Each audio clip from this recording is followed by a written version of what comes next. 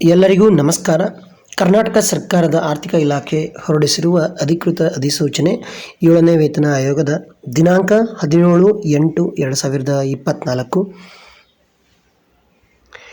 ಅಧಿಕೃತ ಅಧಿಸೂಚನೆ.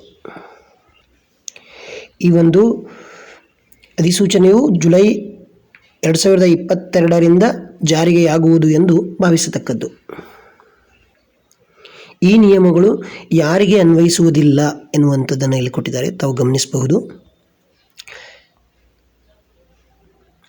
ಪೂರ್ಣಕಾಲಿಕ ಉದ್ಯೋಗರಲ್ಲದ ವ್ಯಕ್ತಿಗಳಿಗೆ ಇದು ಏನಾಗಲ್ಲಪ್ಪ ಅಂತಂದರೆ ಅಪ್ಲಿಕೇಬಲ್ ಆಗೋದಿಲ್ಲ. ಚಿಲ್ಲರೆ ಕೆಲಸದ ದರದ ಆಧಾರದ ಮೇಲೆ ಮಂಜೂರಿ ನೀಡಲಾಗುವ ವ್ಯಕ್ತಿಗಳಿಗೆ ಅಪ್ಲಿಕೇಬಲ್ ಆಗೋದಿಲ್ಲ. ಸಂಚಿತ ವೇತನ ಅಥವಾ ಸಂಬಳದ ಆಧಾರದ ಮೇಲೆ ನೇಮಕಗೊಂಡ ವ್ಯಕ್ತಿಗಳಿಗೆ ಇದು ಅಪ್ಲಿಕೇಬಲ್ ಆಗೋದಿಲ್ಲ.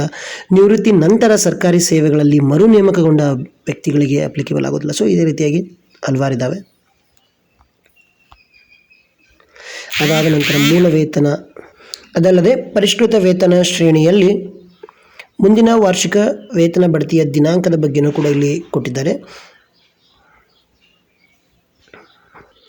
ತಾವು ಇಲ್ಲಿ ಪ್ರಸಕ್ತ ವೇತನ ಶ್ರೇಣಿಗಳು ಹಾಗೂ ಪರಿಷ್ಕೃತ ವೇತನ ಶ್ರೇಣಿಗಳನ್ನು ಇಲ್ಲಿ ಗಮನಿಸಬಹುದಾಗಿದೆ.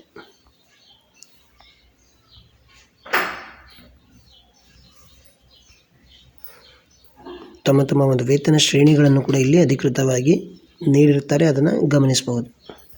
ಈ ಒಂದು 4ನೇ ಅನುಸೂಚಿಯಲ್ಲಿ ಪ್ರಸಕ್ತ ವೇತನ ಶ್ರೇಣಿ ಹಾಗೂ ಪರಿಷ್ಕೃತ ವೇತನ ಶ್ರೇಣಿಗಳನ್ನು ಡಿಟೇಲ್ ಆಗಿ ಕೊಟ್ಟಿದ್ದಾರೆ.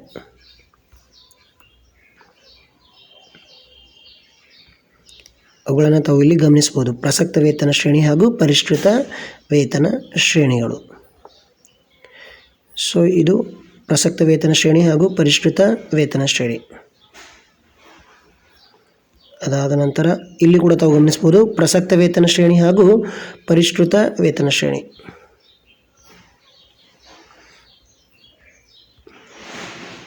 ಸೊ ಇದೇ ರೀತಿಯಾಗಿ ಪ್ರಸಕ್ತ ವೇತನ ಶ್ರೇಣಿ ಹಾಗೂ ಪರಿಷ್ಕೃತ ವೇತನ ಶ್ರೇಣಿಯಾಗಿದೆ.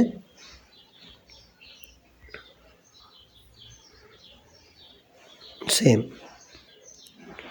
ವಿಡಿಯೋವನ್ನು ಸಂಪೂರ್ಣವಾಗಿ ವೀಕ್ಷಿಸಿದ್ದಕ್ಕೆ ಧನ್ಯವಾದಗಳು. ಒಂದೇ ಮಾತು.